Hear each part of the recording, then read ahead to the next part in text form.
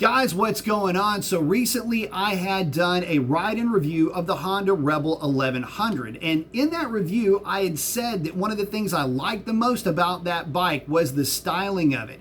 See, to me, this is a true modern or futuristic take on a bobber style aesthetic.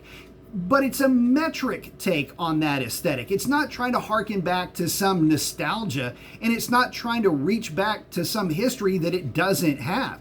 This bike is doing it all on its own, and it's doing a phenomenal job. I love the look of it, the new TFT screen, the new riding position, all of that. I thought it was an amazing motorcycle, and even if you take the DCT transmission away and substitute a manual transmission, the value of this bike goes through the roof.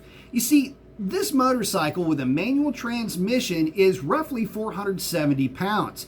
Puts down about 80-ish horsepower to the rear tire. It's a proper little hot rod.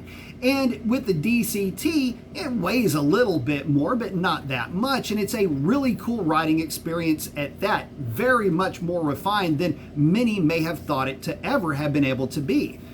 But as I was thinking about that bike, the $9,500 base version of the Rebel 1100, it got me to thinking, this is the motorcycle that Harley-Davidson should have made. I'll take the Sportster S out of this and just talk about the Nightster.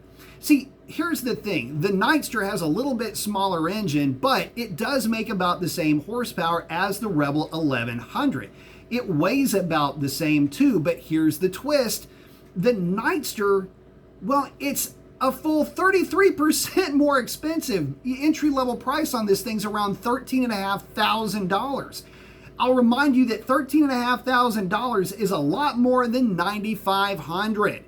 But here's the other twist, and this is the thing I think that burned me the most, is that when I went to check out the Honda Rebel 1100, there was some excitement behind it. The folks that I was talking to about this bike were giddy about this thing. They were going, man, this is going to be such a cool experience for you. I know you're not into cruisers, but you got to try this out. Such a cool bike. It's peppy. It's got a lot of snap to it, but it's just in the riding experience. It was just that airy, fun aura that this bike had to come along with it.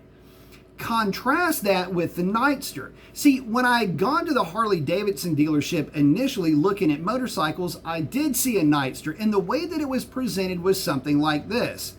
Oh yeah, the Nightster. I mean, it's a cute little entry-level bike.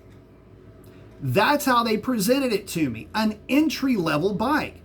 At $13,500, I don't know that I would call that entry-level, but I guess cost is subjective. But when you take the actual specs of that bike all in, the weight, the power, and everything else, I certainly wouldn't call it an entry-level bike per se. But that's the twist. See, the Harley was looked down upon, whereas the Rebel 1100 was practically put on a pedestal. And it was special in that way. And I guess it was just that initial vibe that I got with this bike. The fact that it was going to be fun, the fact that it was going to be a new experience, all of that helped to build that machine up for me. But it was the experience of the bike that proved all of that to be correct and accurate. So I guess for me, guys, coming out of the experience of riding the Rebel 1100, I thought it was such a cool bike. The DCT transmission is great, but there's nothing out there in the rest of the field, so to speak, that is a true, honest, straight line of sight answer to that motorcycle. And as close as I could find was the Nightster, but the cost proposition was just far too far away.